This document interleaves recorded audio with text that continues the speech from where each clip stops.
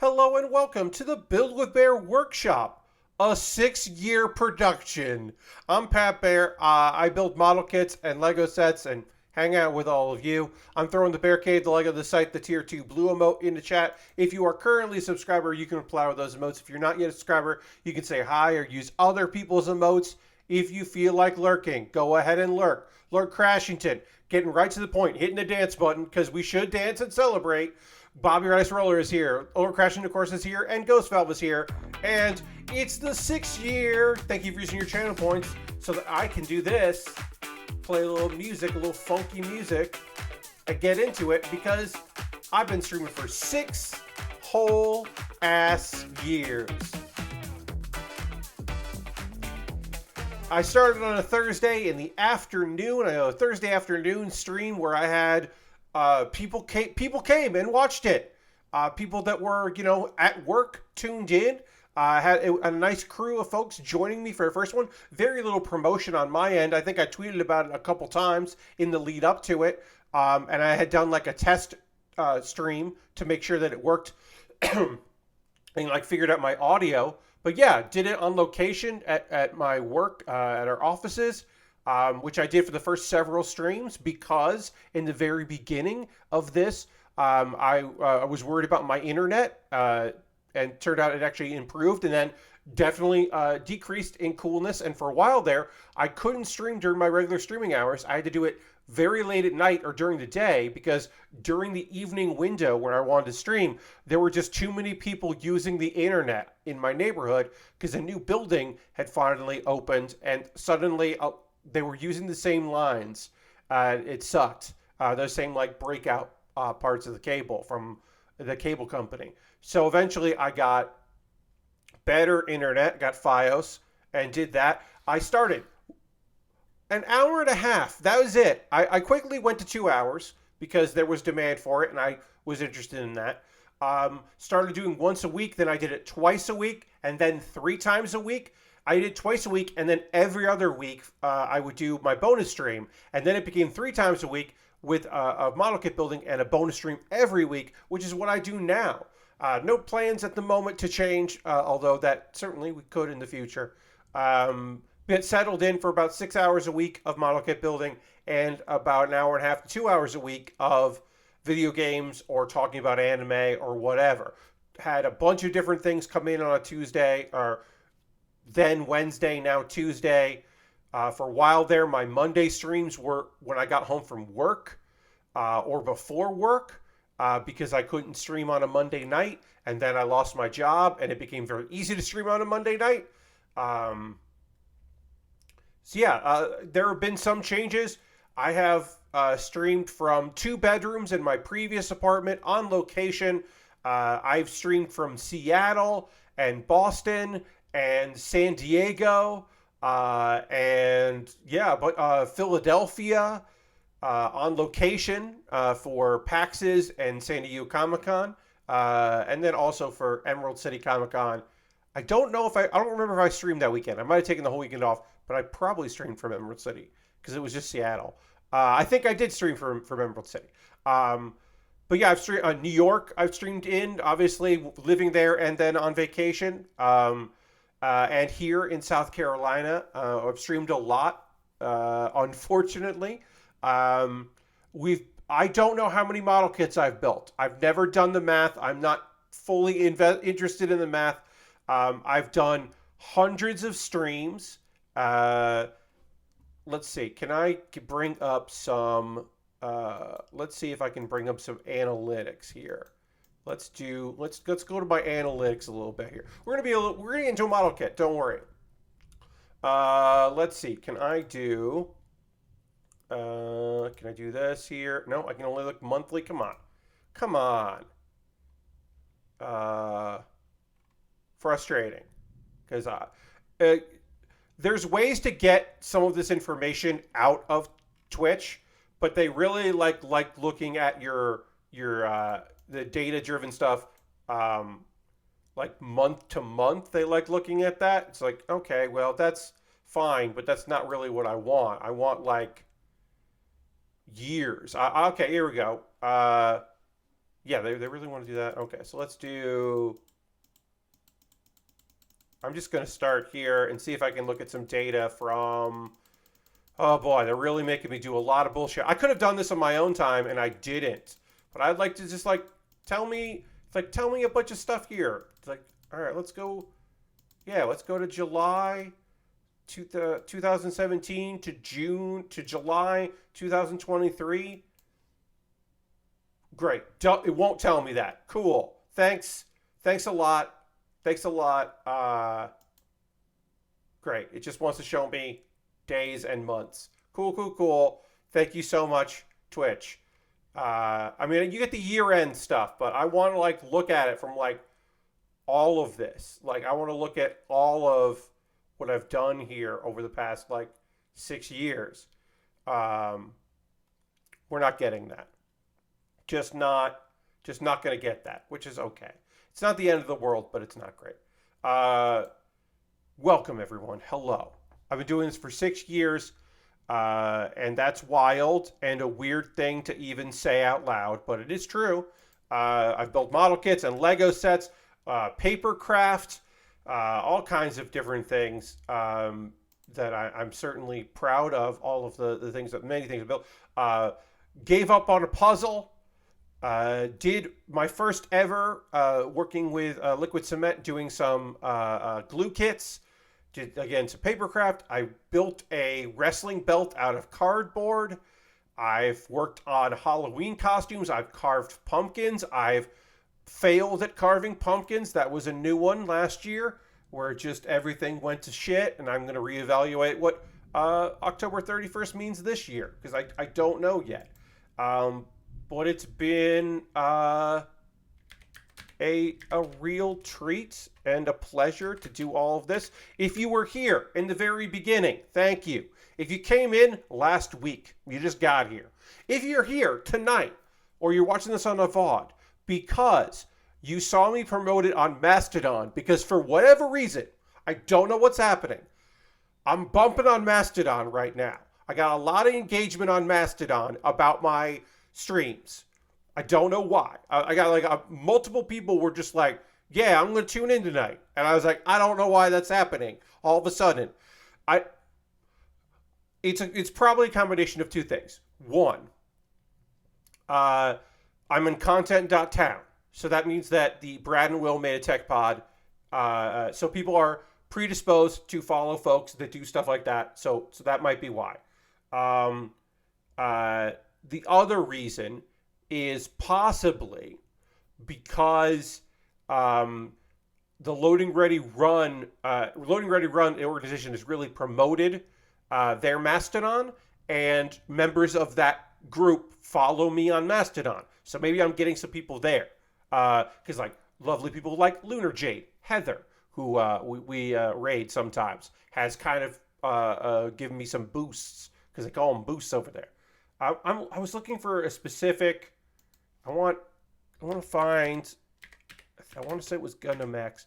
Did I not put the title of the kit I was working on my very first one? I might not have. I used to number my archives. Used to be numbered, if you can believe it. That was like very strange. Oh yeah, I forgot. In like 2021, I started trying to do a series called Backlog, where I would just show you all the kits that I had in my backlog because I constantly purchase kits. I forgot I started doing that and then just stopped. I maybe should think about that. I don't know. I'm looking for Build with Baer Workshop #1, and I'm going to look at that because I want to talk about my first stream here.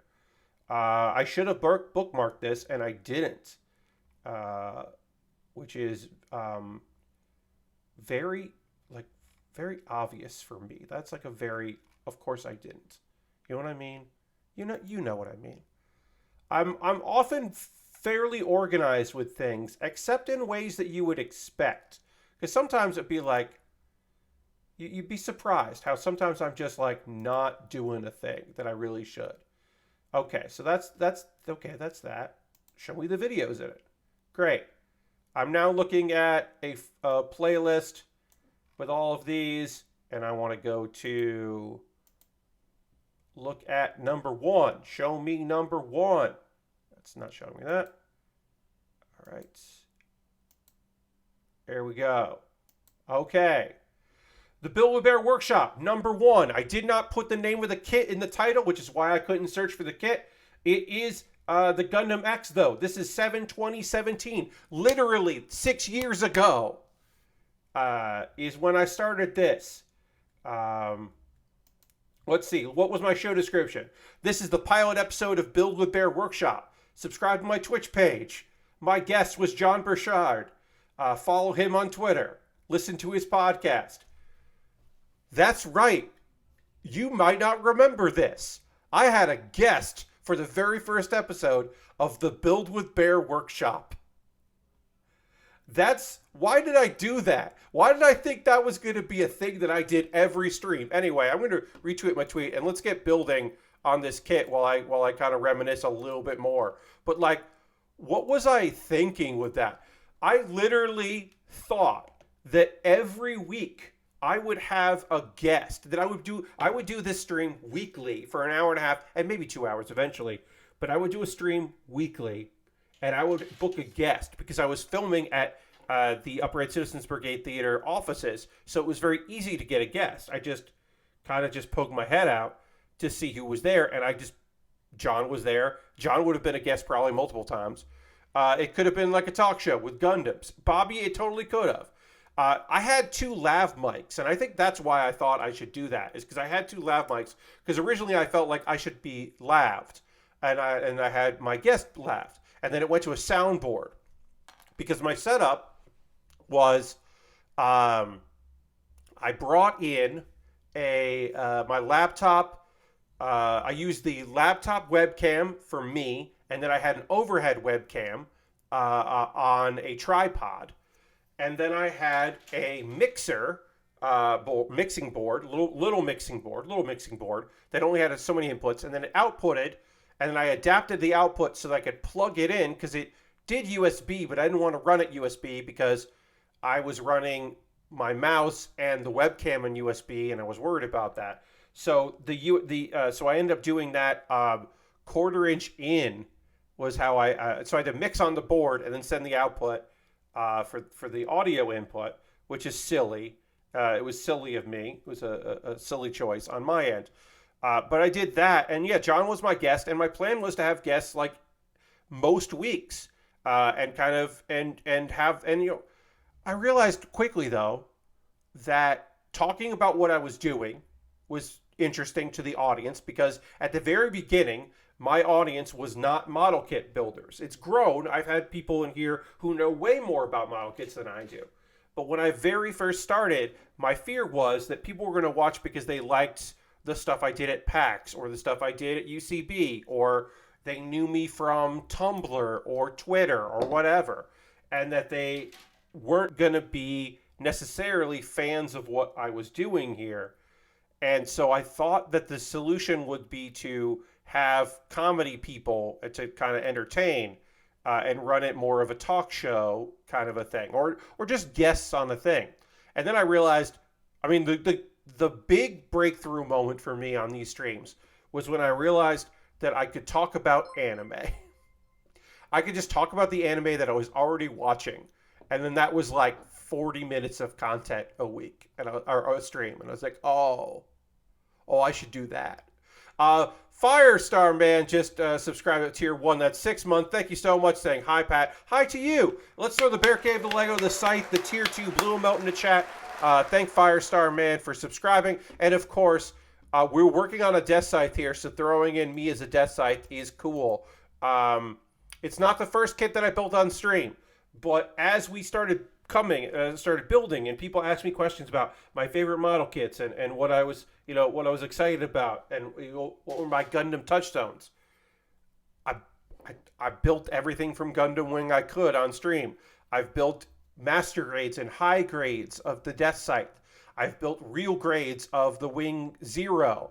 I've built what I could from the Gundam Wing series, because it was my first Gundam love. And the Deathscythe is my favorite Gundam. The regular Deathscythe. This is the Deathscythe Hell.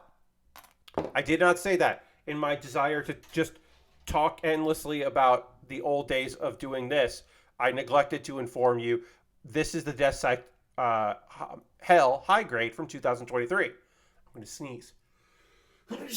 Pardon me, unprofessional. It is a 2003 kit. There are parts here from 2019, and you're like, what? Wait, what? What do you mean 2019? Yes, because 2019. Yes, there are parts from 2019 and parts from 2021 because they did not too long ago a new version of the high grade of the Deathscythe. And then they did the Live Lance Heaven. The Live Lance Heaven came out. And the Live Lance Heaven was for Gundam Breaker Battlelog. And it was just the Deathscythe Hell. But the colors were different and it had a different weapon. But other than the weapon and the colors, that was the Deathscythe Hell. Because it was the Live Lance instead of Deathscythe. Heaven instead of Hell. And so people were like, well, they're going to make a new Deathscythe Hell high grade at some point. And then they just didn't for a very long time until now. And I know what some of you are thinking. You're thinking, Pat, it fucking sucks that this is a premium Bandai kit. That you had to pre-order this kit from premium Bandai. That you can't just go into a hobby shop and pick this up. And you're right. You're not wrong about that. It does suck that you can't just go and buy this. That you're going to get it, most likely, because you didn't end up pre-ordering it. You're going to buy it through Amazon or Buy or someplace, eBay, secondhand, the people, the third-party people that buy them through Premium Bandai and then jack up the price. You're going to pay more than I did to get this, and that is a shame. The Deathscythe Hell could easily be sold in stores. They should have done the math. This is a premium Bandai kit because it's very bare bones. The instruction booklet barely has any photos. It doesn't have any glossies of the kit that you're building. I don't even think it has the completed. Yes, it barely has the completed model in photo. It is bare bones, and that's unfortunate. I wish that this was available in stores and anyone could get it. I don't love that it's a premium Bandai kit. Was I going to get this kit? Of fucking course I was. Of course I was going to get it. I love the Deathscythe. For me, even if the Deathscythe Hell is not my favorite Deathscythe, even if some days it's like my fourth favorite Gundam from Gundam Wing, it's still fucking cool. It's just it's just that the wings are flaps, and that's weird. And the wings of the Deathscythe from Endless Waltz is just, they're better. They're cooler wings. They're just cooler wings than the Deathscythe Hell. But the Deathscythe Hell has a double Deathscythe. Well, am I not going to like a double? It's got two Deathscythes. It's got two scythe blades. Well, am I not going to like that? Come on. It's got cloaking technology, which is a silly thing.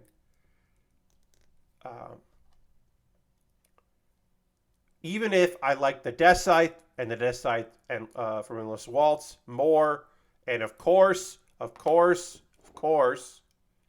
Epion, which is not obviously not a Deathscythe, but it's a two-headed dragon with a whip. It's like, I mean, its tail is a whip. And then its sword is directly connected to its power source to make it a bigger beam sword than normal beams. Of course I love the Epion. And the Nautiku is up there. So, I like a lot of stuff. Hey, newsflash, I like a lot of stuff from Gundam Wing. I like a lot of the kits from Gundam Wing. I know that is a shocking statement, and you're just like, I had no idea, Pat. I felt like I knew everything about what you liked in a mobile suit. This is shocking information. I know. Ghost Valve. Yeah, shocked emoji. I'm not putting these on correctly, am I? Okay, no, this is right. And that's right. These don't look correct. Okay. I don't know. This doesn't look right. Oh, also, the stream could suddenly stop in the next 2 hours, or the hour and a half, really. Things could go south here. My apologies if they do. My deep apologies if they do. But yeah, things could go real rotten here because we got heavy storms rolling through, thunderstorms. We're not upgraded to like anything super serious, but we got like strong warnings. Like the TV just keeps getting interrupted. I can hear it in my family room. I can just hear my dad watching TV, and it's suddenly just like the beeps and the noises for the emergency broadcast and all that. So like, shit could hit the fan at any time. Obviously, I don't want that, but I'm just letting you know that things could get wonky here, and the power could go out. The internet could go out on its own, but it is more likely that the whole goddamn power will go out, and then I'll have to wait for the internet to come back up as the routers do their thing. All right, so why are you being awkward? You're being awkward and weird. Why are you like that? You need to go here. I can just hear thunder. Like, I can hear it through my headphones, like out there, and I don't like that. Lord Crash says, I got a severe thunder going on right now. Thunderstorm going on with lots of lightning and thunder outside that I can see and hear. Yeah, I can't see lightning right now, but I can hear the thunder.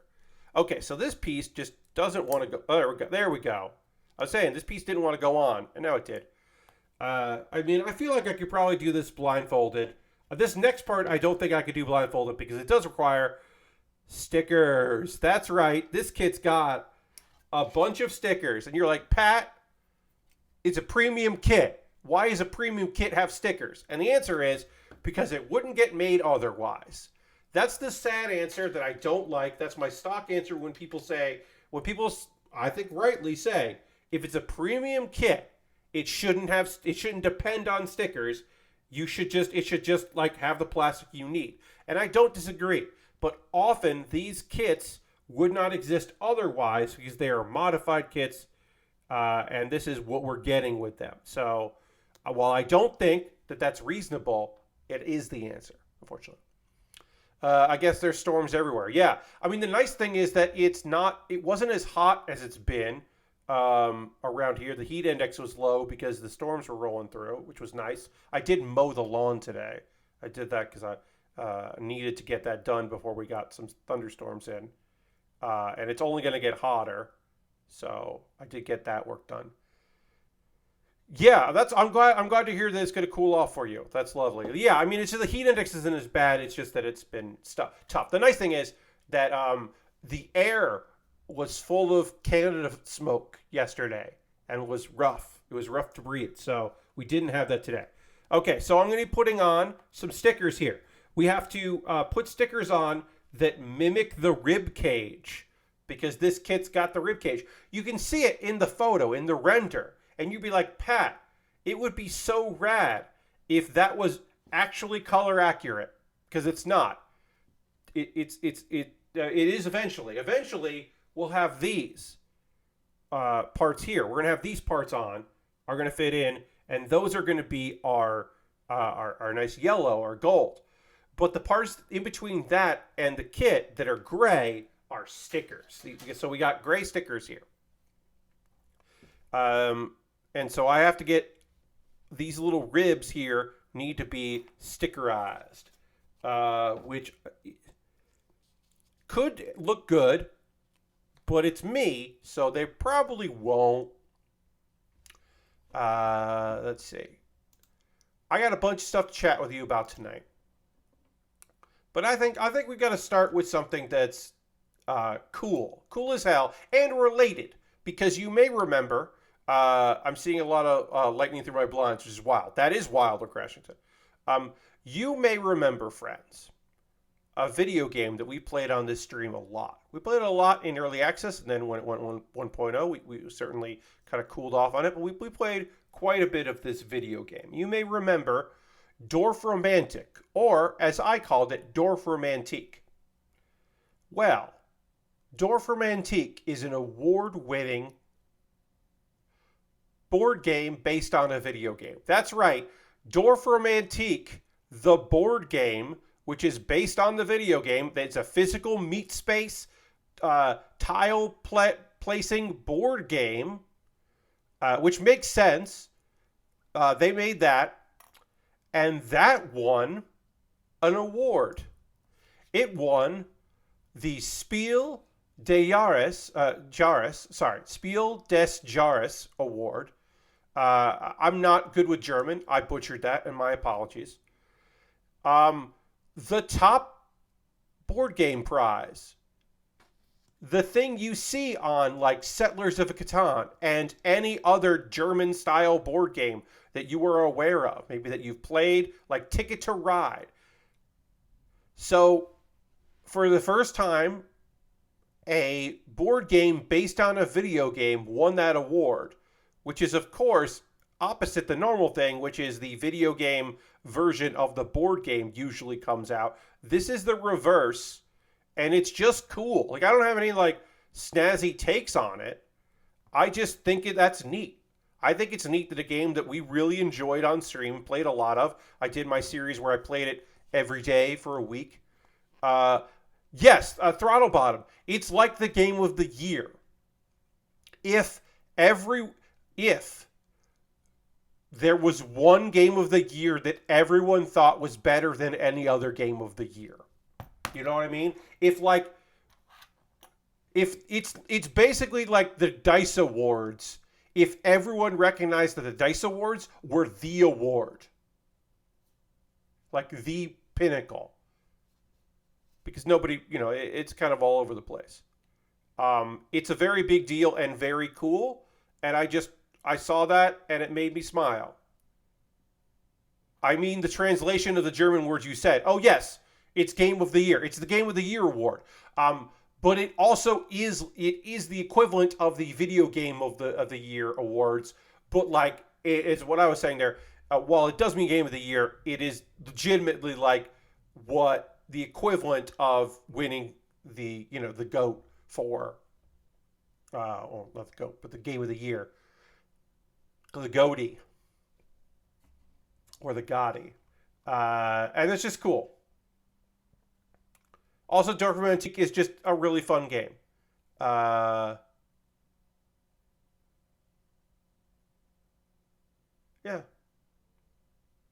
It is currently out of stock at Amazon. But you can find it other places. Oop, I just got a message here. Okay. That's fine. So that was just a fun little thing. Here's another fun thing. This is a fun bit of business. There's some sad gaming news, and we'll get to that in a moment. Let's talk about this business here. So this comes from Reddit, which I'm shocked as you are that I'm talking about a Reddit thing. But there is a Reddit article in the r/wow. So that's the World of Warcraft subreddit. And this was like a nice little thing that someone posted something, and it got a little bit of buzz, and that's always nice. So we'll talk about it.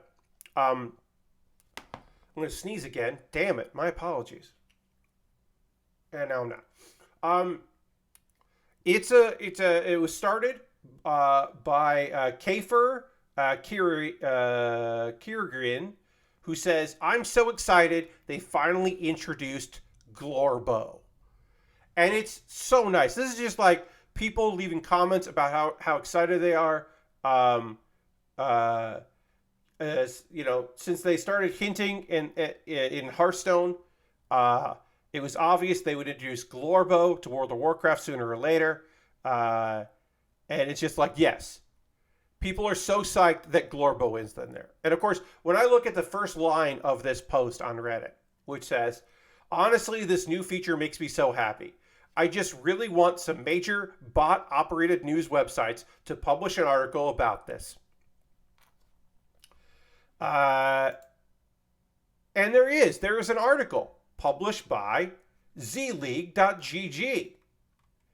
And the very first time,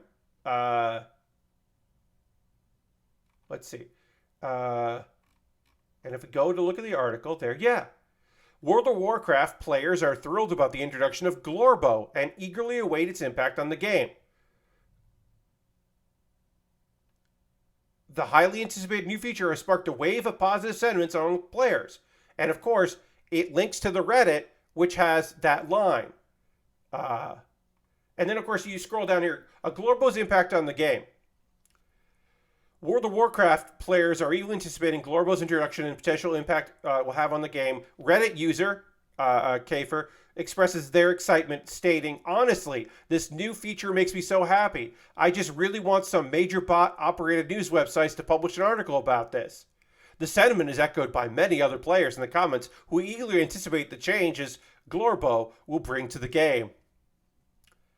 However, not all players have the same level of enthusiasm. Reddit user Tensam expresses concern about Glorbo being overpowered and accuses Blizzard of being inconsiderate towards non-Glorbo players. The sentiment is countered by players like Wooms, who appreciate Glorbo's backstory, the impact it had on the game's lore. One aspect of Glorbo's introduction was it sparked differing opinions about players about the mandatory item, Click Clark. And it goes on. So yeah, you get it. Reddit, someone on the Reddit forums posted a thing literally to tease about the idea that a bot would pick it up because these bot-focused AI-driven articles are all over the place in many different forms, and this one just happens to be based on this here. To the fact that they, in the quote, mentioned the bot. And you're like, because these websites also, not all of them, but the bigger websites that do this bullshit state that, well, you know, we're using AI to help us, but of course it's looked over by a human. And I'm not saying that zleague.gg, their website, the portal, gaming content powered by Z-League, that the portal, I'm not saying that the portal uses a bot and that Lucy Reed, the author of this article, didn't write this.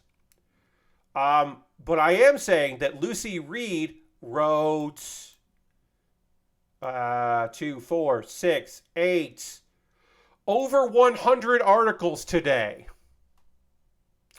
So you can imagine that Lucy is very busy and maybe didn't notice the fact that it was mentioned that the bots would pick this up. Lucy's getting paid. Yes, Bobby. Yeah, I literally kept scrolling earlier today to try to figure out how many articles from just today that Lucy wrote. And it's like a lot of fucking articles. Lucy also started writing on July 16th. Just getting into the business. And then zleague.gg is apparently an app, the gaming super app. LFG, stats, newsfeed, and more make gaming friends. So it's just it's an aggregate designed to get your attention of stuff you Google so that you will then maybe get the app. It is just an aggregate to maybe get a couple dollars from ads, but most likely it is just to promote their, I'm sure, fucking fantastic app for finding groups and news that they aggregate. I just thought that was funny and very fucking telling. If you're not already, the joke being, even if Lucy were a human, she still sadly would be getting paid. Yes, Bobby. Even if Lucy was a real person, she would not get much money for the 45 pages of articles that she wrote.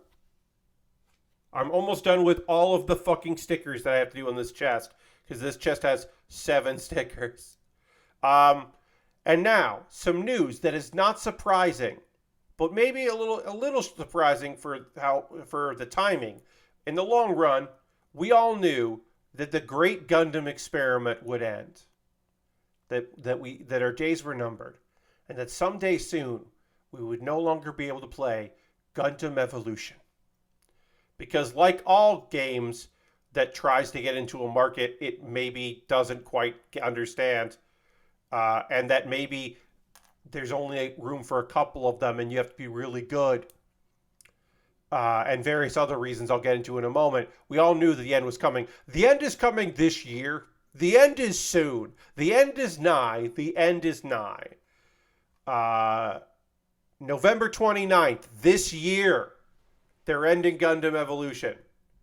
There's still, like, content. There are still Gundams. There's still mobile suits coming to the fucking game because they couldn't stop that, apparently. They're still going to put out some content, and they're going to stop letting you buy bullshit and all that. But yeah, it's fucking done. That game is donezo. Now, what was it? Was it not leveraging their latest IP, which was the hottest shit? That's possible. It's possible. They could have led in with, like, I don't know, events that had anything to do with Witch from Mercury, as Witch from Mercury was happening. They could have done that. You know what might have actually helped them? If the game wasn't region locked and had crossplay, that might have helped them out a bit. Why was that game fucking region locked? Why? Why was that region locked? Why wasn't it crossplay? Like, I can understand from a financial and from a technical step why these things didn't happen. But just like, even if I understand why that didn't have the things that it needed to succeed, it still didn't have the things it needed to succeed. And that's foolish. It was always a baffling thing. And, you know, I played it on PC where it was probably the healthiest. But still, yes, poorly marketed. I mean, so the thing is, right, the belief was that the people that like these kind of games will get into it. And, I mean, they also didn't know when Overwatch 2 was going to come out. Not that Overwatch 2 lit the world on fire, because people don't seem to be interested in that video game all that much either. But it just dried up. People have fucking Apex, and they like Apex. Now, the people that did play it seem to enjoy it. The fact they added C-list Gundams like the Hyperon before the Ariel. Yeah. I mean, the idea that, like, you don't put in modern Gundams. Like, I'm not saying you had to have that Calibarn, like, right at the beginning or whatever. But yeah, you should probably have the Ariel Gundam. Obviously, it gave some amount of people, a new appreciation for the gun tank. And we love that. We love that there are new diehard fans of the gun tank. That's awesome. And it was pretty fun. I'll play it again. I never played it on stream because that is a game that I just play with my multiplayer crew, who, by the way, I guess they're still into Overwatch 2, even though they're not happy. That's what we're playing. We did not move to Exo Primal, which is great because I can play Exo Primal on Game Pass, but, like, no, I don't want to. We thought we might move to that, but we're sticking with Overwatch 2, which means I'm not playing because I'm not interested in playing Overwatch. We're going to do more Gundam Evolution while we can. So yeah, August 23rd, 2 new maps, 1 new unit, and then October 25th, so literally with 1 month left, October 25th till November 29th, they'll add a new map and a new unit. Exo Primal is very Overwatch.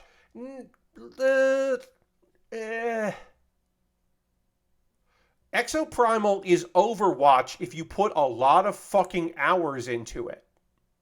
If you put a ton of hours into Exo Primal so you can unlock the stuff that makes your character unique and gives you some options, then Exo Primal is kind of like Overwatch. But from the jump, when you start playing Exo Primal, it's not Overwatch. Because everyone is the same until you unlock shit. Instead of Overwatch, where you have different heroes doing different shit and doing different stuff. I put these on upside down. So many of them seem to stagnate or just close shop that it feels silly to get invested in new ones. Yeah. That's why like people are going back to things like that's why like people go back to Apex because they know that Apex has at least a bit of quality to it, and they know that like they can. There's going to be a user base. It's like it's rough. I have a bunch of friends that were like, "Well, I'll try that Ghost." You remember that Ghostbusters game that came out like it might have come up this year. Ghostbusters might have come out this year. I can't remember. But like I had a few people been like, "Hey, are we going to try that?" And the general sentiment was, "We'll see if it takes off." But nobody wanted to like try it, right? To find out. Like Redfall. Redfall could have been the game that we all tried, my crew, but it wasn't that game because no one wanted to find out if it was good or not. They wanted to hear, and then we didn't hear good things. I'm playing the dude with the big clear shield people can see through, but it's also full of exact same kind of cosmetic setups, Overwatch, and the same kind of loot boxes, but worse. Yeah. Oh, I wasn't even talking about like those things because those are just the genre. Those things are like everybody. Also, reminder that this is a full price game. You get it free with Game Pass, but otherwise, it's fucking full price. Like that's just that's a $60 video game. It's not $40. It's not you and a copy for $50. It's $60 for the game. If you wanted to have a maybe okay time with Exoprimal. I'm not playing Exoprimal. You may have guessed. I'm not interested. That just didn't seem like something I want to do. I like full price game. I feel like full price games shouldn't charge for battle passes. Yes. Yeah. I have nothing major to add to that except to agree with you. I think if you're doing a season pass on top of a full price game, it shouldn't exist for a while. You shouldn't do the season pass or the battle pass for a while. Exoprimal also has a $40 cosmetic bundle to add to the amount of money that they want you to spend on it. Yeah, I think there's a Nextlander, Vinny or Brad was like, yeah, I know that there's an expensive version. Is there a cheaper version that just doesn't give you all the stuff? And it's like, no, there is no. You can pay more. You can't pay less with like less features. Which is an interesting thought, but no, they didn't do that because then people would buy that. I mean, yes, Lord Crashing, that is the Game Pass version. The Game Pass version is the cheaper option where you're just paying for Game Pass. Epic Game Store has Elder Scrolls Online as one of their free games, and I was like, wait, people still charge upfront for MMOs? Yes. MMOs are not free-to-play games. MMOs are pay for it at the beginning and then buy the expansions and pay a monthly fee. Often when you buy the game, it includes the first month at no additional cost. Yeah, I don't want to say it comes with the first month for free. But yes, ESO has no monthly fee. That's right. ESO is similar to a few other games that just charge you for the game, and then there are some content stuff that comes out. But that's right. ESO does not. Elder Scrolls On does not have a monthly. Yeah, no. But they do expansions. Guild Wars. You just bought Guild Wars, right? Okay, yeah, and then you got a premium sub, but you don't have to get in on that premium. All right, we're almost done here with the chest. We're going to panel line this. Real briefly, I want to talk wrestling. I want to talk a little bit of wrestling. So Blood and Guts happened last night at AW Blood and Guts. There was plenty of blood, not a lot of guts. I thought there'd be more guts. No, there weren't any guts. The thing that I thought was the funniest was, obviously, it hurts like hell. There was a goddamn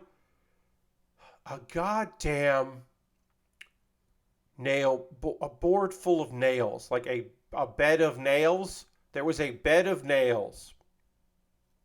And a man went into that bed of nails several times.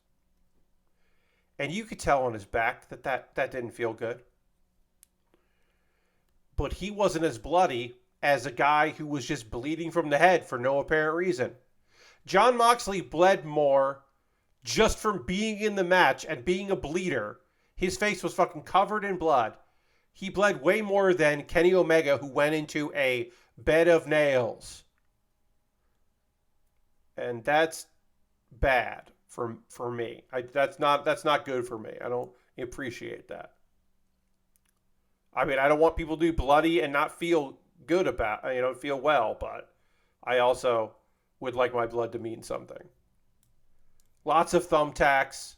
So many broken glass. Fuck off with the broken glass. Ugh. A tease of throwing someone off a steel cage, but they didn't do it. A man got choked with a chain, and then another man who was handcuffed and couldn't assist the man being choked with a chain was like, "Okay, we quit. I'm not saying that you need to follow the God-given rules of wrestling, where your bad guys are bad and your good guys are above the bad guys. But let's look at this. We'll talk about that too, Lashbrook. Firestorm Man. Yeah, there's a lot of ESO. It's a lot of video game. So the ending sequence there, it's a 5-on-5 match inside of a cage. Pac, the bastard, quit. He got sick of doing it. He's a heel, helping the heels, and he's like, I don't want to do this anymore. And then, as the tide turned, another heel, Takeshita, also left. So in the end, it was a 5-on-3 match. And the ending sequence where one man was being choked with a chain and the other man who had been handcuffed was like, we quit, we surrender, stop doing this. Those were the heels.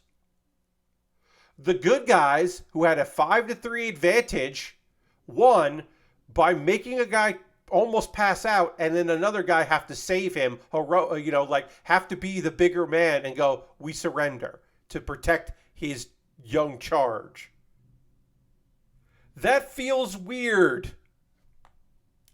And it's the feel-good end of the match. And then after it, the guy who, it's a miracle he's wrestling after his traumatic injuries and his disillusionment with the business, a man in his debut match for AEW took a bump onto a bunch of tacks because he didn't feel like he did enough damage to himself in the match. Kenny Omega is giving this heartfelt, thank you to the fans, and hey, we respect you, BCC, and maybe you're going to turn face now. I don't know. We'll see. And then fucking bumps. Like a dumbass. Like a wonderful dumbass. Kota Ibushi is one of the dumbest wrestlers in the world. And also one of the greatest wrestlers in the world. But he is...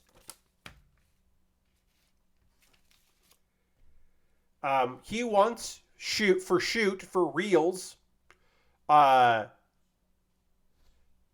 He once left a hotel without any money and without his key to the hotel and his phone. And he couldn't remember the name of the hotel he was staying at. And obviously, this is a Japanese wrestler in America. I'm not expecting him to know the name of every American chain to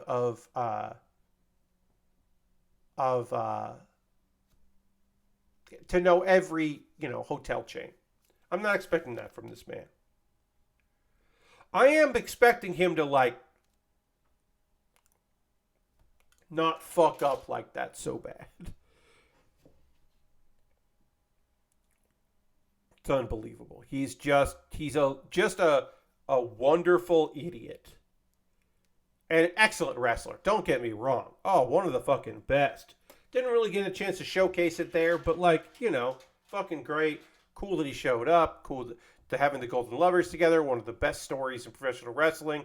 The just platonic love between two men who just love wrestling, who overcame a language barrier and distance from Canada and Japan, just being so into wrestling and the idea of eventually coming together to wrestle each other and then to wrestle together and then to break apart and then come back together. And it's a beautiful love story.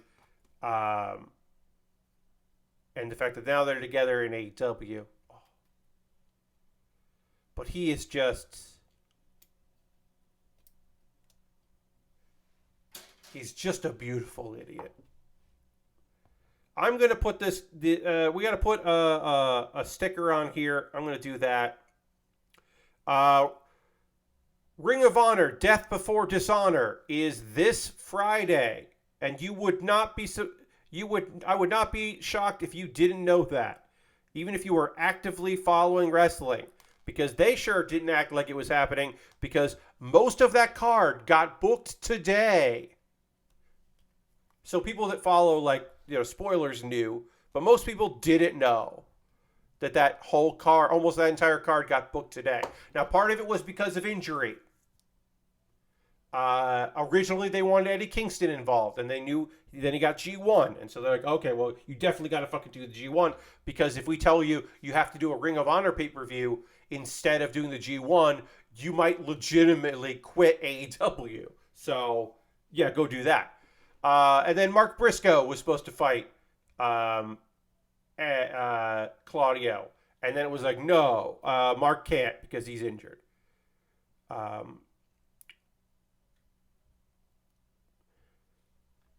There's the card. Somehow the card is 12 matches, 4 of which are in 0 hour, like Josh Woods versus Tracy Williams. I love Hot Sauce. Hot Sauce rules.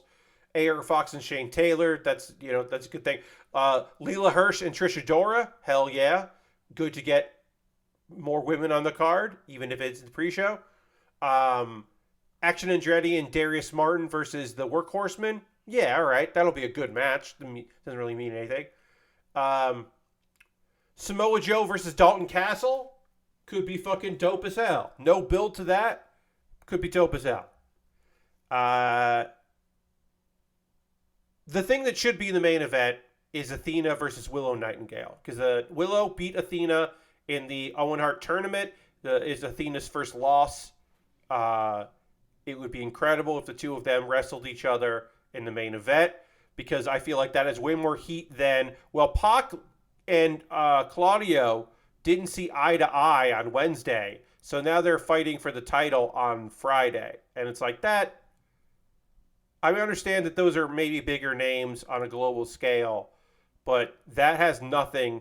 That is like 2 days of not liking each other versus fucking history. So I think Willow Athena should headline. I don't think it will headline, but I think it should headline. But the funniest match on this card, and I'm not getting this pay-per-view, but I will watch it later after the fact. The funniest match on this card is the Trios title, which I sometimes forget they have, but they have the Trios title. The Ring of Honor Trios title. That match is going to be the Mogul Embassy, Brian Cage, Bishop Khan, and Toa Leona defending their Trios championships against Ryusuke Taguchi, Leo Ruffin, and Master Wato. Motherfucking Master Wato is going to be in Ring of Honor. Hiria Kawato is going to fucking do it. Former CMLL, I think he was the World Lightweight Champion. Not the Star Wars character. Master Wato is a Tokyo Joshi Pro Wrestling performer who is a joke character. He's a joke wrestler. He's kind of a comedy wrestler that. And his gimmick kind of is that he wants to be a fucking tough guy, but he's definitely not. There's just no reason for him to be here. And I don't understand what he's doing here. It's very funny. Just Master Wano in Ring of Honor is very funny to me. That match isn't going to be anything. It doesn't make any sense. It's just, there's no build to it. There's nothing going on. It's like they freaking forgot that they had a show. The only other kind of cool thing is, hey, if you want to buy the pay-per-view anywhere in the world, you can just go to Watch Ring of Honor or Watch ROH and buy it. You don't have to be an Honor Club member to do that. I mean, you could get it through Fight internationally, US and Canada, through pay-per-view channels, or through Bleacher Report. But you can just buy it through their website. And that's kind of cool. Because AEW can't fucking do that. But Ring of Honor figured it out. And that might be old Sinclair technology. That could be a lot of things. We're not quite sure why suddenly that's going to work and it didn't work for anything else. My other assumption is that it's working because nobody at Warner Brothers pays any attention to Ring of Honor and they don't know they're doing it. That's my big thought. All right, we got through some of the head here. Going to clean up this. Eye stickers have been applied. Got more to put on this kit here, obviously. Obviously, we finished the chest and we got half the head done here in the first hour, which is good. But anyway, that card looks fine. It's too big of a card, considering that it all got thrown together in the last couple days. Shibata versus Garcia. I'm kind of tired of looking at the two of them wrestle each other. I kind of want to see other people wrestle them. Ring of Honor doesn't have any contracts, TV stations, or pay-per-view providers holding it back. I mean, yeah. You can buy it on pay-per-view in Canada. They have a Canadian deal, but they don't have a U.S. pay-per-view deal. So you're right. Most of those matches that got thrown together. The 4-way for the tag team title is kind of interesting. Lucha Brothers, Taven and Bennett, the Kingdom, Best Friends, and Aussie Open. I think it's Aussie Open because Mark Davis, big booty Mark Davis is back. I feel like they're going to win it. I feel like they're going to win those belts and defend them in New Japan Strong and all that. I feel like that's probably what's going to happen. That's who I would suspect to win, would be Aussie Open. And the Righteous, Vincent Dutch and Stu Grayson versus Dark Order in a Fight Without Honor match. I gotta at least mention the Fight Without Honor because it's a stupid name for a hardcore match. You know, this is Ring of Honor and this match is without honor. It's like, all right, okay. Sure. So I've got some anime to talk to you about. But we do need to take a pause for the cause. And I need to talk to you about ways you can support what I do here. So let's do that now. First and foremost, if you're currently a subscriber, you can throw the Bear Cave, the Lego, the site, the Tier 2 blue emote in the chat. That would be cool. I would really appreciate the show. Being a subscriber is the easiest way to support what I do here through cash money. Becoming a subscriber or using a Prime Gaming token. Your Firestar Man did renew, which was very nice. Would love to see that. Being a subscriber, again, easiest way to support what I do here. Prime Gaming token, you have Amazon Prime linked with your Twitch. You can use that. Do it if you want. You get that token. If you don't want to give me the token, give it to somebody else. That would be rad. You could also gift a sub if you wanted to do that. Bobby Dice Roller gifted 15 subs this month, which is wild. Shot Point gifted 3 subs. Wrist Fan gifted 2. If you want to join the gift sub leaderboard, you can gift a sub to somebody in the community if you're already a subscriber or you don't have plans to be one yourself. And also, Harold cheered 100 bits, so you could join the bit board there if you wanted to cheer a little bit. Not to break from my normal stuff because I will promote everything. I wouldn't be here without subscribers. Obviously, viewers. If no one watched ever, I would have stopped doing this. But I would never have continued and grown. I wouldn't be doing as many hours a week of it if it had not been for subscribers getting on board to support what I do here. So thank you very much to everyone that's ever been a subscriber. If you're on here on a gifted sub, thank you. Maybe convert it. Thank the person that gifted to you. If you are, if you've been here for 1 month or you've been here, for 70, because we're a couple months away from my 6-year affiliate anniversary. Thank you very much. I'm trying not to get too choked up about it, but I've talked about this before, and I'll say it here again. Having some normalcy, having an outlet for my creativity, having time for the week where I can talk about the anime that I want to talk about, and the wrestling I want to talk about, and the video games I want to talk about, and build model kits that I want to build, try stuff I never would have tried otherwise, like stickers, painting, doing glue kits, all that stuff. Series that I never heard of, but I was like, well, this is an old weird kit. I want to build this kit. Like, I want to try that out. Like, I would not have done those things if people had not been so lovely about supporting. So thank you very much to everybody that's watching on my 6-year anniversary. You'll find links in the show description later on YouTube if you want to find out some of the stuff. I'm just going to do the hits here because we'll get back to building. I also need to take a pill because my medication right now, I take it at 10 p.m. So I got to do that pretty soon. And you can take your meds if you haven't. Let's see. I got a Patreon. That's another reason I'm able to continue to do this, is because early on, people were like, I was like, hey, I'm starting a Patreon as a Twitch alternative if you want me to keep doing these streams. And then enough people over enough period of time have said, yes, I would like you to keep doing these streams. I'm going to join your Patreon and support you at the $1, $3, $5, and then later I added the $10 tier, which is very kind of everybody. My $10 tier has not voted at all this month because I've just had, I think they voted once. I'll have kits for you to vote on soon, that tier. But yeah, it's been incredible, everyone's support. I put up some videos on YouTube you should check out. I put out shorts this week. I'm not promising that I'll do these all the time, but I did like making shorts. It was fun, and I made 4 this week to promote this stream. But I think I will do that. I'm going to look at converting clips from Twitch into shorts and put those up more frequently. But doing originals was fun as well. And my YouTube channel, you can become a member there if you want to do that.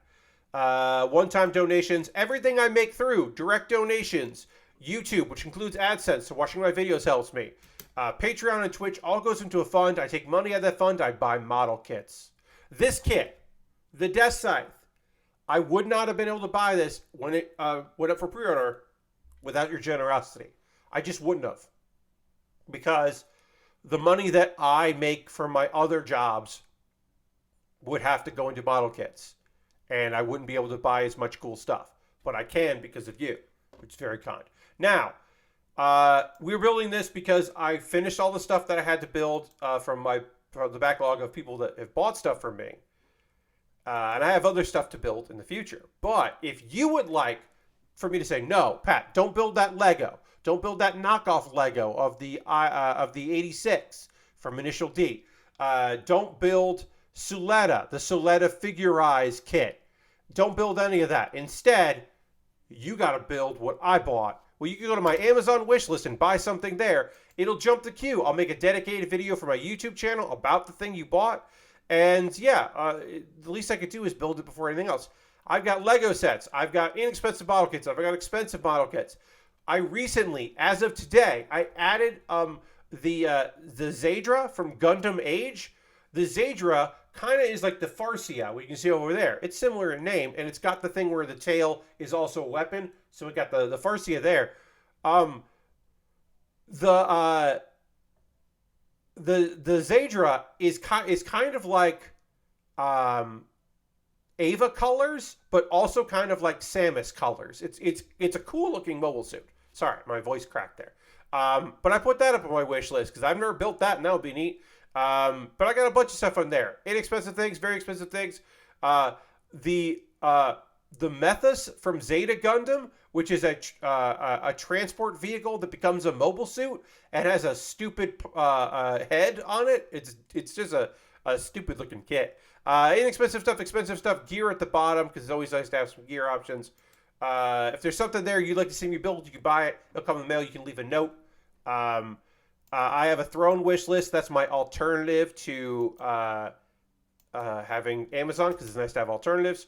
And you could always go to USA Gundam store, buy a gift card code, send me a whisper here on Twitch, or, because I changed the setting, a DM on Twitter, because anyone could DM me on Twitter.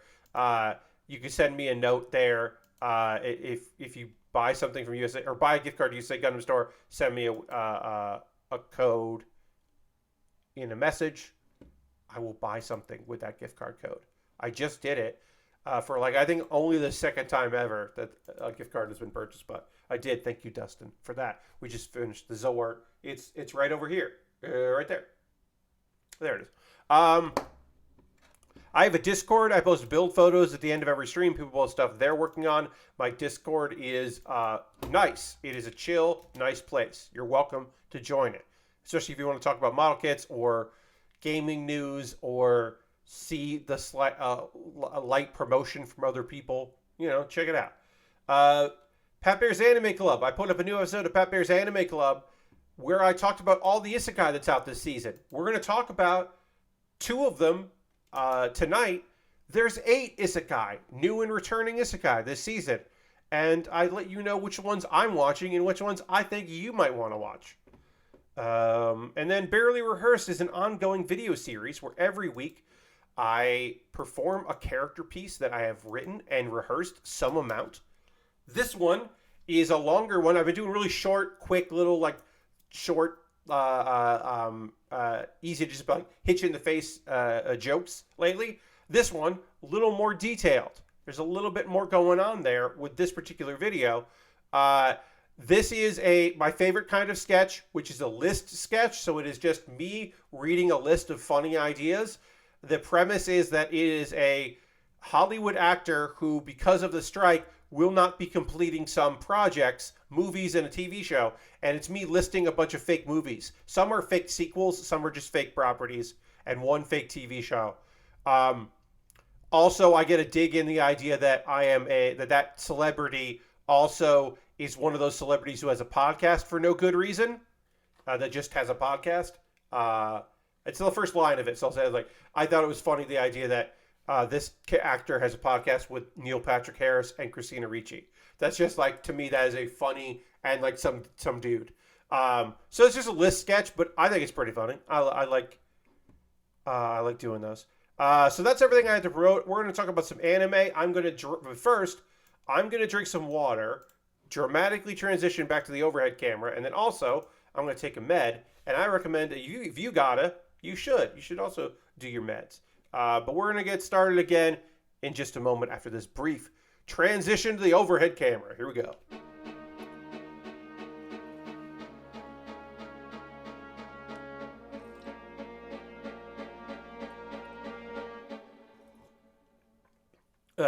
It's a big pill, and I don't like it.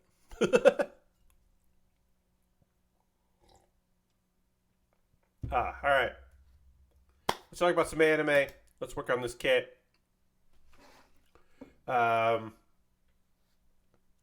So yeah, a bunch of stuff. I got 3 shows here to chat with you about. Let's start with Reborn is a Vending Machine. I Now Wander the Dungeon, which is on Crunchyroll. 2 of these shows are on Crunchyroll. One's on High Dive. I'm watching 2 shows on High Dive this season. Is that enough to have a monthly subscription?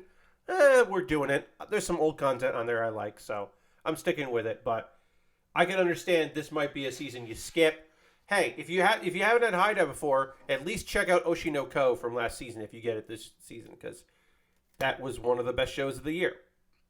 So you maybe want to check that out. Anyway, Reborn is a Vending Machine. I Now Wander the Dungeon. So if you haven't watched this series, it is about a guy that died and got reborn as a vending machine. He needs to sell things to get points, which he can use to sell other things, but also he needs points to survive.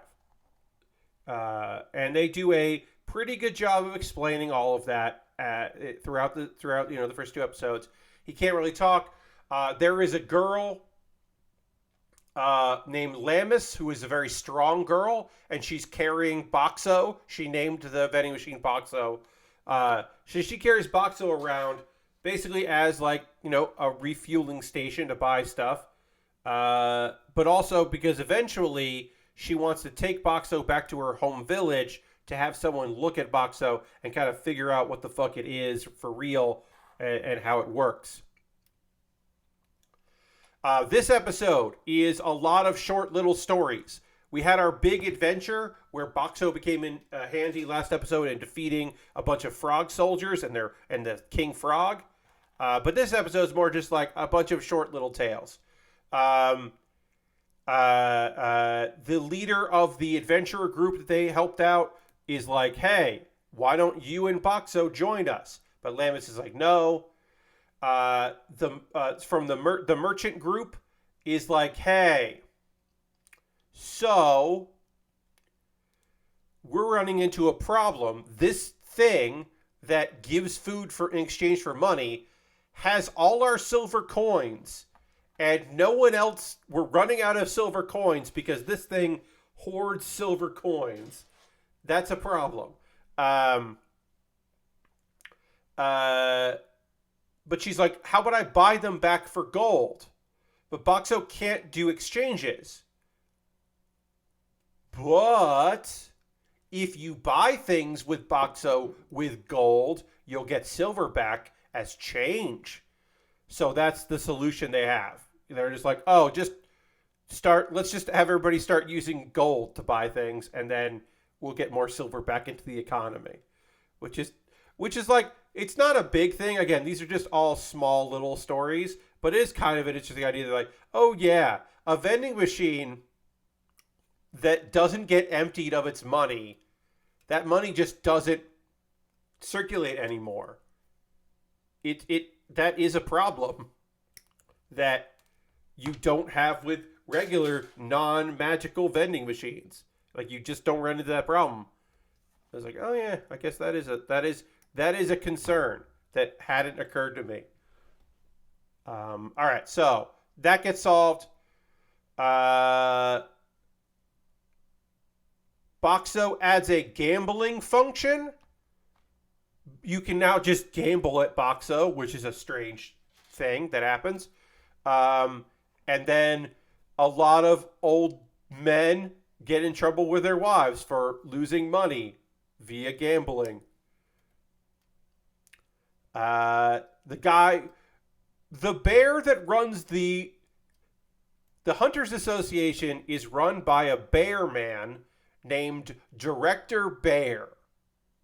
And I think I said that before, but I need to say it. I need to make sure that I didn't just say Director Baer without following up that, yeah, this show has a character named Director Baer, and we love Director Baer.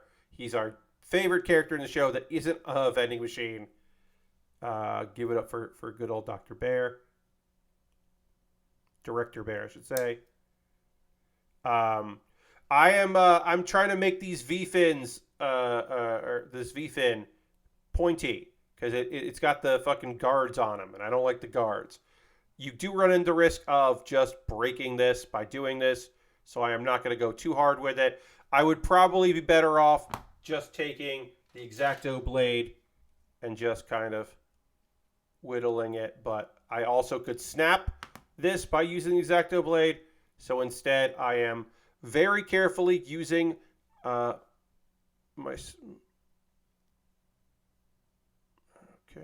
snippers here. Just trying to get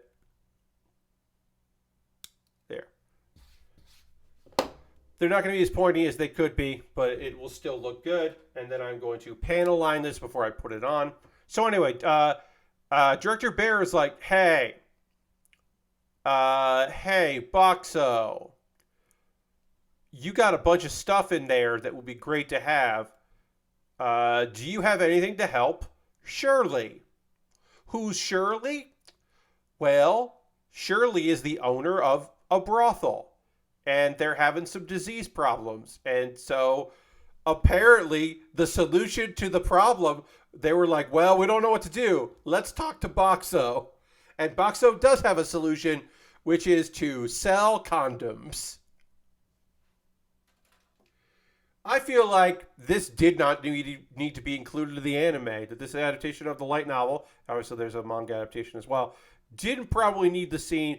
There's no real reason to go like, hey, we definitely need to have the scene where he sells condoms to a brothel. But they did include that. That is in the anime. That's in there, my friends. So that's a good solution. Shiori is a rich girl, and she starts vandalizing Boxo. And you're like, what's up, girl? What are you fucking doing here? What's going on? Turns out that our girl is she's trying to get attention. She just misses her dad. Her dad's missing, and he's absent, and she just misses like having a father around. And you're like, yeah, all right. Stop attacking Boxo, but okay. I got some tiny little pieces I'm working on here as I talk to you about this episode. Boxo starts selling soap at the public baths, which makes sense. And there are some criminals. And so Director Baer asks Boxo to use his camouflage skill, because Boxo can camouflage himself, to catch the criminals in the act. So Boxo is now a vigilante, I guess, or deputized. I don't know. I don't love that. But anyway, when he's camouflaged, Boxo overhears the rich girl trying to buy Boxo from Lammus. And Lammus is like, no, I'm not giving up Boxo. And then Boxo is very happy to hear that, because overwhelmed with emotion that his favorite customer, who saved him when he was just at a lake, he discovered at a lake and just having the shit beat out of him, and possibly going to get destroyed by some frog folks. And she came along and saved the day, and now she's not willing to give him up. And Bucks is real happy about that. Again, this was a very silly episode. Do I like the show? Of course I do. It's very dumb. The main fucking character of this thing is it's a guy named Boxo. It's a vending machine named Boxo. It's a series about a semi-sentient vending machine. I love it. It's very cute and fun. Doesn't make any sense. It's a good time.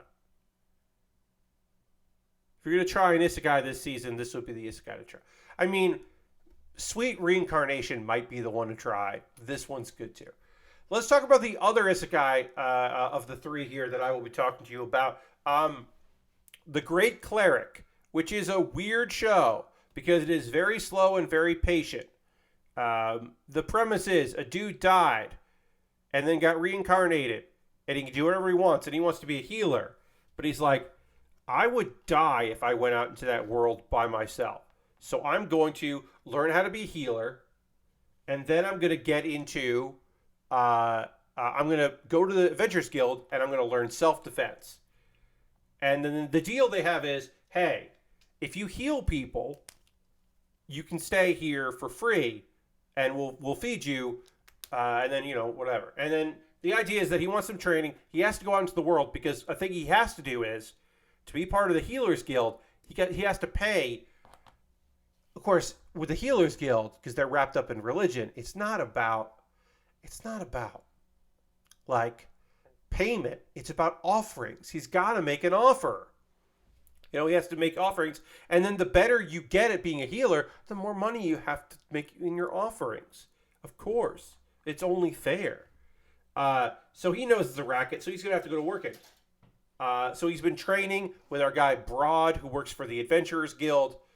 And he's like, I'll be here for a month. Let's just stick it to a month. You can train me in self-defense, and then I'll heal people as they need it, right? And at this point, Broad is already trying to figure out a way to keep our boy Luciel, I should say, to keep Luciel there, because he doesn't charge for healing. Even if he only knows how to do heal, he doesn't know a lot of stuff. He's still better because going to see a clinic, they don't tell you ahead of time what it costs to get healed. They tell you after the fact, and a lot of people have gone into debt or gone to forced slavery because they have not been able to pay their medical bills. So young adventurers who don't have a lot of money just don't get healed, and then they get infections and they get diseases, and they're also more likely to die working out there. So our boy Broad already knows, all right, well, this guy's going to do a good job. And then besides that, as we have evidence in a moment, there's a woman, there's a beast man that shows up, or beast woman shows up, that he heals because he doesn't have a judgment. Because some clerics are humans that don't like beast people. They're just not interested in helping out any beastmen. And our boy doesn't have that problem. He doesn't have that kind of insensitivity. So things are looking up. We get introduced to another beast person who's the head chef. He's named Golgar. He looks like a bear, but he's a wolf. And our boy is like, you're tricking me. That's definitely a bear. And we're introduced to one of the most unique things about this show that I find to be fascinating. So, our main character, he obviously has his skills as being a salesman and his knowledge of medicine and all that, right? He has all that. He also knows about games and he knows how to min-max stats and do all that stuff, right? But he's not overpowered. He's not an overpowered main character. He doesn't have like greater heal. Like doesn't have the best heal that anyone's ever seen or any of that shit, right? He doesn't have that. But what he does have is Substance X, a mysterious beverage made by the Great Sage that allows people to their growth rate to increase. So it's not a cheat. It's a cheat in that if you drink it, you can work harder and you can develop your muscles and your skills and all that faster. So it is a cheat in that way, but it tastes terrible and it smells bad and looks awful. And so no one really drinks it because it's not appetizing. But our guy starts drinking it. So it's a cheat that has consequences or downsides. And how many isekai have we seen that does that? I mean, like, there are isekai where the character doesn't have any skills, like God, what show is that? It'll come to me later. But there are shows where the main character on purpose doesn't have any abilities from the get-go. And the character Subaru from the anime, whose name escapes me, is an example of that. He eventually does get some abilities, but in the beginning, he doesn't have anything. And that's kind of the fun of it, is that this dude is just trying his best. ReZero. It's called ReZero. Sorry, my apologies. Could not remember that it was ReZero. Subaru from ReZero just doesn't have anything. He's just a dude.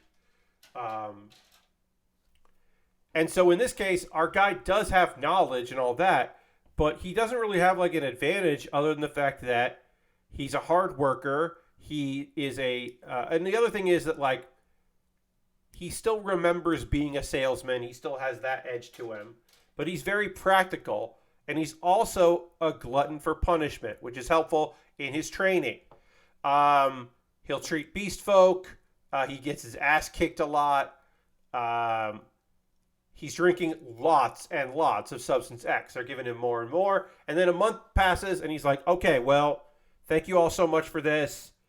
I'm going to leave. I've got stuff that I got to go do. I got to go find a place to work.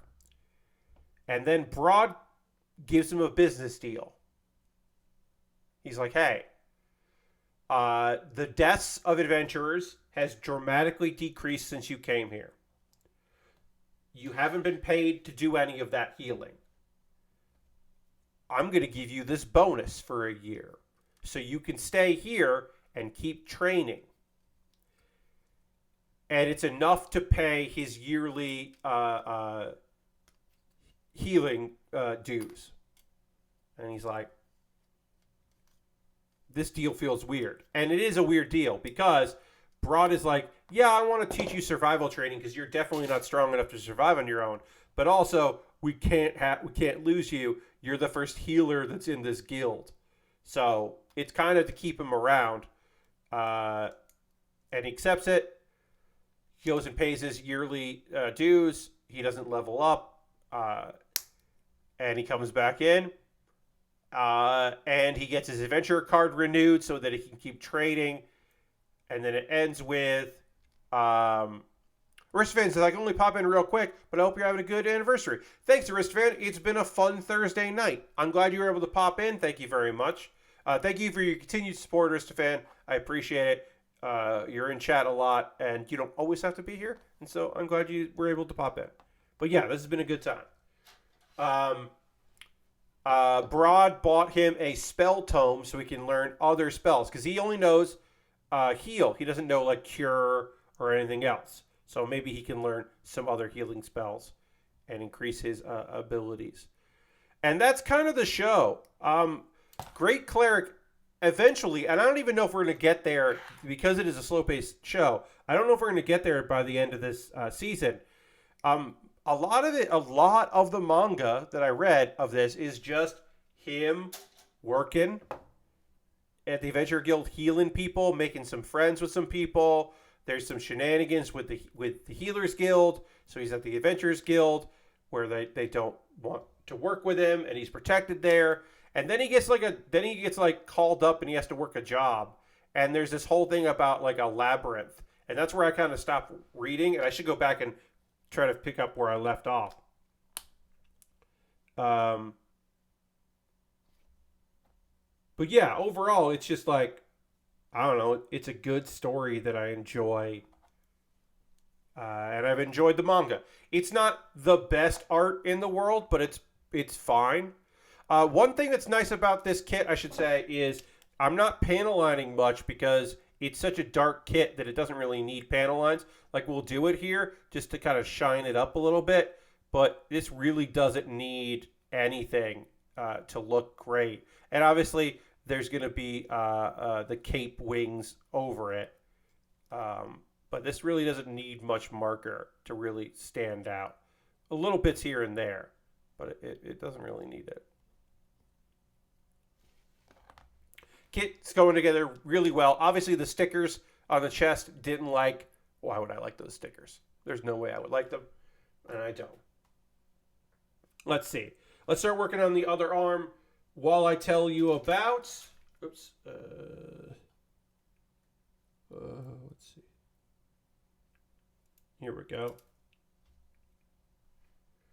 I need 2, 3, and 4. Okay. Helck. Helck continues to be a very stupid show. It is about... Okay, so... The Demon Lord has been defeated. A new Demon Lord must be crowned. The demons are running a tournament to crown a new Demon Lord. And the number one contender, to the shock of everyone and the dismay of some, is that the number one contender is Helck, a human, and the brother of the guy that defeated the Demon Lord, the last one. Now, he's a front runner, but people get behind him because he's like, I hate humans. I want to destroy humanity. At the end of the first episode, this is episode 2 here, we find out that the reason why he says he hates humanity is because he is a war criminal or a criminal of the state, and it is believed that he killed his brother, that he killed the guy that defeated the Demon Lord, and he's wanted. Now, that's probably bullshit. Like, we know enough about anime to know that there's more to that's not what's happening. But meanwhile, this turn, the first episode, Vermilio, who is our hot-headed female lead of the series, she doesn't want Helck to win, and she's trying to sabotage him at every turn, and it hasn't worked out. It's just made the people like him more, and it's been fine because he is way stronger than everyone else. Bobby says, I just got back from an errand, but I was listening. That vending machine anime sounded amazing. Bobby, Reborn as a vending machine is really fun. It is very silly, but a good time. The characters are all enjoyable. The fact that it's an anime where the main character is a vending machine is very silly. It's an enjoyable watch. I would recommend it. At least give them the first episode a try. See if it's something that appeals to you. Because it is very silly. Helck is a series that I've never read, but I've heard very good things about, and I'm enjoying so far. So anyway, we got Vermilio doesn't want this to happen. Has tried to stop him. Also, some demons got attacked by winged humans. Like winged knights. Which, are they angels? We don't know. And that's weird. So that's kind of happening in the background. There's a race, and Helck is not going to win this race because Helck's horse has anxiety and a lack of confidence.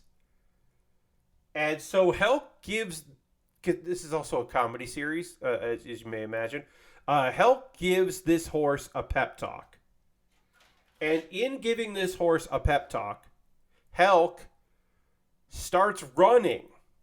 And he's certainly faster than everyone else in the competition. And he could just pick up the horse and win with the horse if he wanted to. But he wants to build the confidence of the horse up so the horse believes in itself. And that is very silly in a fun way. And this show is goofy and enjoyable. Meanwhile, they're making their way through. The other ones are, they're looking at some other people, and there's some demons that have potential to maybe become the next demon lord. And they're like, oh, this could be the next demon lord. And then Rococo, who is the announcer of the event, is like, folks, I really think our winner's, our next demon lord's gonna be Helck. And he does win it. And they're like, we can't keep trying to sabotage him. It's just not going to work. We try and it doesn't work. So they don't know what they're going to do.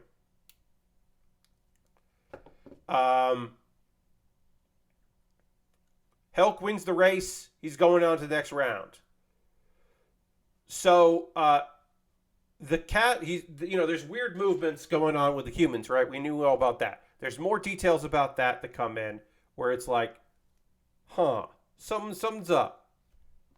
A castle isn't disturbed. The enemy hasn't tried to get into the castle. And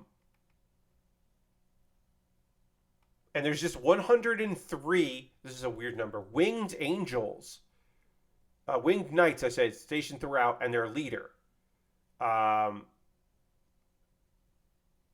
then a guy shows up and he's like, hey, one of the four elite lords is like, hey, I've got an idea for you. We can deal with these winged angels. You can get rid of Helck. Let's have part of the contest be overtake the castle again. Get back the demon castle. Defeat these knights. And then, you'll be able to do that. And then this dude suggests that she should disguise herself, that Vermilio should disguise herself and infiltrate this competition and be on the front lines just to make sure that Helck definitely doesn't advance. And so she does. She dresses up like, she goes by the name Anne, so she's in her alter ego form. And Helck, like, immediately is a jolly, nice person to her. She hates that. And it feels like, hey, I don't know what happens in here, but this really fucking feels like a goddamn setup, right? Like, it feels like this dude that makes the suggestion, Zerda, is in league with these knights, right? Like, this is like a way to get rid of her. Because maybe they don't want there to be a demon lord, and this is just their plan to make it so he takes over her. It might not be with the humans. It might be with somebody else, but shit seems like this is going to be a setup. This is a well-animated series. I like the look of it a lot. It's goofy, and I'm not watching a lot of silly shows, because, like, Jujutsu Kaisen Season 2 has moments of levity, but this is not the funny show that Season 1 has some fucking jokes and bits, and then gut-wrenching sad scenes. And Season 2 hasn't had that much gut, has a lot of sad stuff. Hasn't been as silly as some other show, Season 1. So I don't really have anything goofy. I mean, I have a few that are just enjoyable. But a goofy action show like this, I'm digging it. I'm interested to see where it goes. I'm interested to see, like, some of the stuff, learn more about Helck and what's going on, and figure out what this conspiracy is.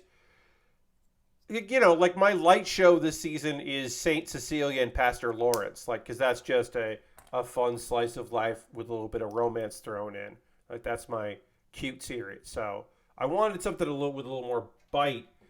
And this and Undead Murder Farce are both giving me, like, action with a little humor. Undead Murder Farce has had some fun moments in it. That might be the best show this season. Best new show might be Undead Murder Farce.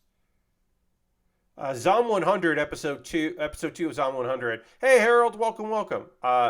Episode 2 of Zom 100 wasn't as good looking as episode 1, but that's still an interesting show. I'm definitely interested in seeing more of that. Harold said, tried to raid, but it wouldn't let me. Oh, that's weird. I might have... No, you were able to raid me the other day. I was going to say, I might have, like, a limit of, like, or you must have a minimum of people, but you raided me the other day, and it was fine, so I don't know. I'll check my settings later. It did say something about your settings. Yeah, but that's weird. Because you were able to raid me the other day with not that many folks, so I don't know. Bobby says, Pat, I was part of a big conversation about anime recently with some friends, and I got to pass on my favorite anime recommendation from you, which of course is with a dog and a cat, every day is fun. Oh, no, Harold, we're good. I don't know. That's weird. Yes, with a dog and a cat, every day is fun is just such a good series.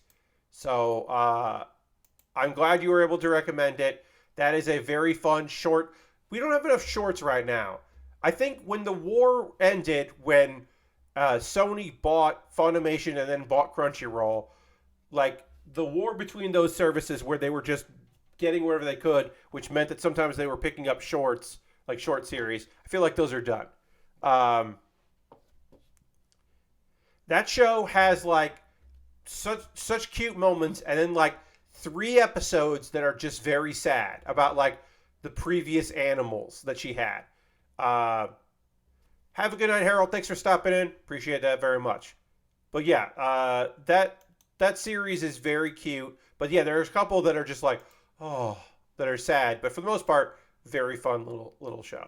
I'm looking at my things here. Let's see. Raids. I don't know. I have it set to 1. Yeah, my minimum number of viewers is 1, so I don't know. Minimum account age is 90 days. Weird. Yeah, that's weird. Because I just have the 1. Huh, weird. Anyway, hopefully that was just a glitch, and other people that have been able to raid previously. And in the future. All right, so this kit is looking really good. We made some great progress here. We're going to start working on the feet of this kit, and we can do this. The legs are basically identical, so we can do almost the whole thing together here. What I want to hear from you, friends, while we have some time left in the stream, is what are you watching right now? What are you playing right now? What's got you interested? What's got you excited? Video game wise, We're close to some new cards in Hearthstone, so I am excited about that because I enjoy Hearthstone still. That is still a game I play every day, sometimes for only a couple minutes, sometimes for a while, depending on what decks I'm playing. But I still really enjoy Hearthstone, so I'm in that all the time. I haven't played Diablo 4 since Monday's stream.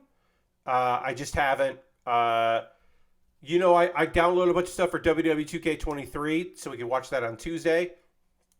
The AI seems to be worse than, it's just gotten worse.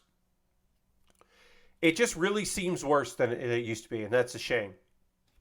So hopefully there'll be a patch, and suddenly they'll fix whatever happened. But yeah, some of those CPU characters just act the fool in a way they didn't before. And I don't know quite what's going on with them. But I still had fun playing that, so that was still enjoyable to do that. I haven't played Persona 4 Golden with mods in a while. There are no new mods that interest me. There have been some new mods, but none of them interest me. But I keep checking basically weekly. I look for new mods that might be fun to add there, because we'll do another stream once there are more fun mods for that.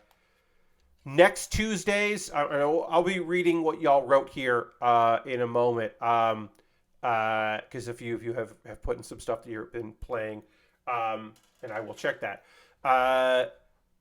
Next Tuesday's stream, which will be the last Tuesday of the month, I will figure out, I haven't done it yet, that's my weekend homework, is I'm going to figure out how to advance the story in Pokemon Platinum Randomizer, because we have to get to the evil guy in Mount Moon, and I don't know how to do that, and so we have to figure that out, and I haven't been able to figure that out in the last stream, and I got really lost. And I was like, well, maybe we can do maybe instead of doing that right now, we'll just do the last gym, and then we'll go and figure that out. But no, we got to where the last gym is.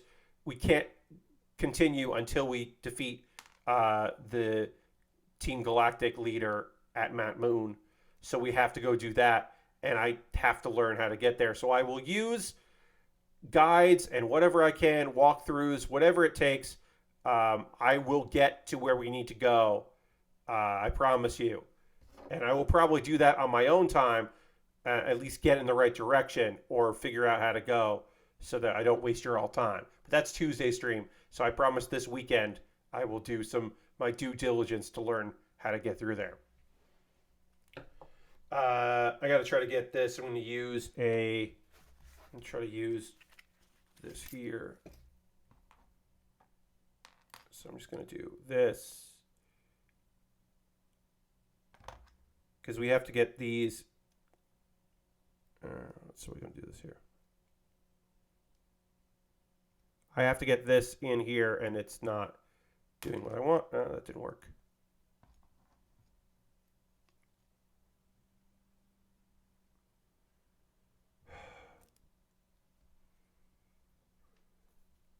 I need to get this polycap in here and to stay in there. Oh, I did. Okay, great. Great. Oh, no, wrong way. And then I have to turn it. And the thing is, I have to turn it, but also not have it fall out completely as I turn it, and then it does. All right, what do you got to say here? Ghost Valve got Murder by Numbers from Epic for free and started on it. It's a Picross puzzles, really ramp up quickly. Okay, Murder by Numbers. I have heard of that. I haven't played it. I should take a look at that. It's on Epic for free. Okay, I'll take a look. Bobby has been playing Dragon Quest IV and watching a lot of random retro gaming documentaries. Hell yeah. Danny O'Dwyer has been putting up a lot more stuff from the No Clip archive on YouTube. You should check out the No Clip archive because it is wild, and Danny's just been doing such a good job. Also, I already talked about it before, but it bears repeating that the documentary they did on Vampire Survivors was really fun and silly in the best way possible. So I recommend that. If you didn't end up watching that documentary yet, you should check it out, because it does involve a vampire puppet to be specific, and that's fucking funny. Um, let's see. Speaking of Vampire Survivors, got 2 of the new Vampire Survivor clones on PlayStation that are neat. The Lord Crescent had said in the Discord that there were 3 Vampire Survivor clones out, and you got 2 of them. One has has your plant character turn into a seed to plant in your farm with its upgrades to use for future runs once it's grown. That is a neat idea. The other features steampunk robot golems that has a neat PS1 art style and weird pseudo horror elements. Well, I don't like. I mean, pseudo is pseudo. I do like pseudo wudo, but I don't know if I like pseudo horror. So you kind of lost me there. But that first one, that does seem neat. Lord Crescent says, I can now sense when a game is a VC clone because of weird tiles most of them have. One is named Wispike Survivors, and the other one is Remedis Sentinels. Yep, those both sound like Vampire Survivor clones.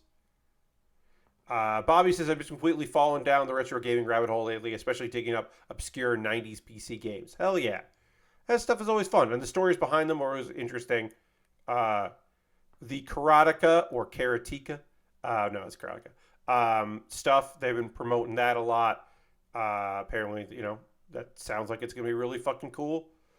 The Digital Eclipse Gold series. Dirty has started on season 1 of D4 and watching a bunch of Warhammer 40 lore videos. I mean, there's a lot of lore to Warhammer, so you got probably a lot of videos to watch.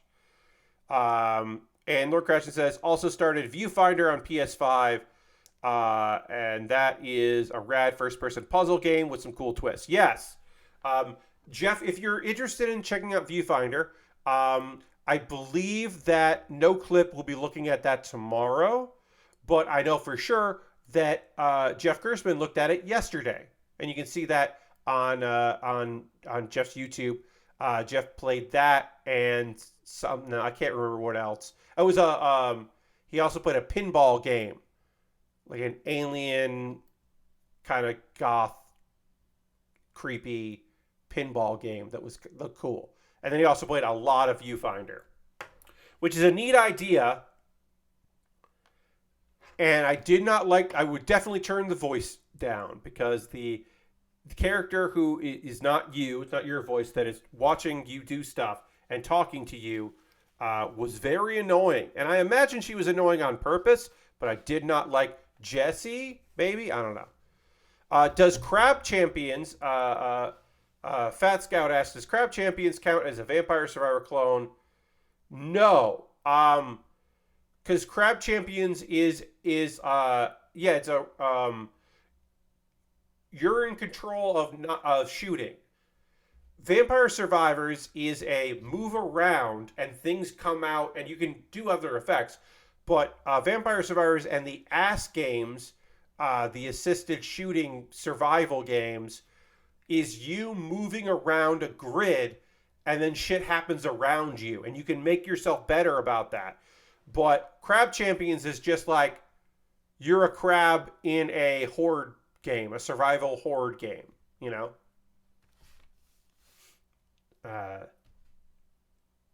So the Vampire Survivors types games are different from that. But that's a fair question. All right, we're going to do one more piece of these feet. We're not going to finish the legs. We'll finish the legs on Saturday and then start getting to other shenanigans. But we'll get this a little closer being done here as far as the legs. Look, we started this today, though there are some VS clones that allow controlling attacks as devs try to differentiate. Yes, so some allow you toggle. They are like, hey, if you want to, you can, because they're trying to break away from the formality of just being clones of it. But primarily, they want you to do whatever you need to do to make it work and just run around. We got a lot done on this kit, though, because we got the head, the chest, the arms done. We started this right at the beginning of the stream tonight, so we made a lot of progress on this particular kit. And, of course, we'll continue it on Saturday at 9 p.m. Eastern as we continue to work on this. So I would, suggest you come back then. I feel like the VS Clone Wave is going to end with people just reinventing Geometry Wars. Yes. Yes. Yeah. Actually, I think that Vampire Survivors eventually will just become Castlevania.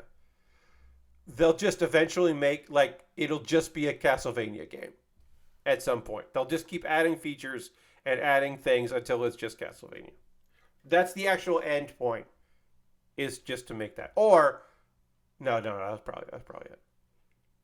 Yeah. Konami should hire Ponsel to make a Castlevania ass game. Yeah. Yes. I mean, yes. I have nothing clever to add to that because they should. All right, we're just about at 11 o'clock here, and we're going to wrap things up. I want. I have not got teary eyed this stream. I got very close on 2 occasions. I got emotional talking about doing all this. But I do want to say, because it is my 6 years as a streamer, that when I started, I did not think that I would be doing this in 6 years at all. I'm going to put it down there. I thought that I would do this for a while. Did think that I would make partner. I didn't have any grand designs about, or sorry, I did not think I would make partner. I did think that I would make, I would get here. I would be able to get subscribers and do that, but I did not think that I would make partner anytime soon. Still haven't, obviously. But I did think that I would at some point get too busy to do this, and I would only do it once a week just for funsies, and it wouldn't be like the thing that keeps me going while everything else in my life is so chaotic and weird. That knowing that, like, well, it's Thursday, I got to get my set put together, get these things off the floor, put them up there. I got to make sure that my stream's up. I got to make sure OBS is running. I got to turn my camera on and get it angled right and get my desk together. I got to watch the Great Cleric and take notes so I could talk about it. You know, like having this normalcy in my life was something that I've come to really appreciate. I really like building model kits.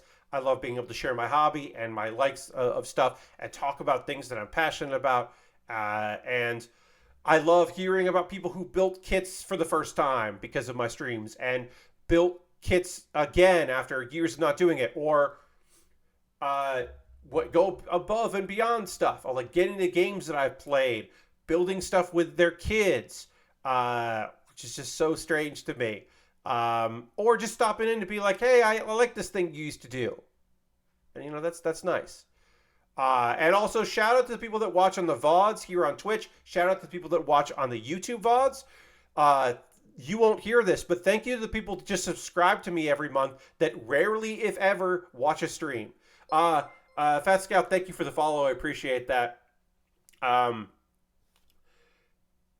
have been grateful to have people support that I do this kind of nonsense, and love that I've been able to build model kits and Lego sets on vacation and while traveling for work and in various locations throughout New York and Airbnbs all over the place here while I do all this. I'm so grateful that people have stuck around. I hope you come back on Saturday. I hope you come back next week to see some stuff. Bobby turns on my VOD sometimes while you're at work. Very chill. Puts me in the kind of Zen state. That's awesome. I love that. I thank you all so much for hanging out. We are going to raid, because that is how we end every stream around here, is that we find somebody doing some shit out there that we want to go hang out with, and we go and give them a raid. We'll see who's doing stuff right now, so we can go spend some time with them. Who is doing stuff that we want to go hang out with? Probably, I mean, I would love to go raid Ian over at Tinker Tailor Solder Fry, but he's probably wrapping up. Let's go hang out with Seb Mall. Seb Mall, I believe, hit his goal. He is being forced to leave his apartment at the end of the month, and has some funds to pay off on that. Was doing a big GoFundMe, which I believe got fulfilled, but got fulfilled mostly by one person. So, like, who the fuck knows? Because sometimes that just doesn't work out. I don't know. So let's go hang out with Seb Mall, because, like, even if he's made all the money he needs to be able to move and get set up in another place, there's still always extra money that you didn't even think about. So let's go hang out with him as he tries to raise some funds, and we'll watch him play some weird games. Thank you all so much for hanging out. Hope you have a great rest of your night. I don't think I'll be doing this for 6 more years, but what the fuck do I know? Talk to you soon. Bye, everybody. Goodbye, goodbye, goodbye, goodbye, goodbye, goodbye, goodbye.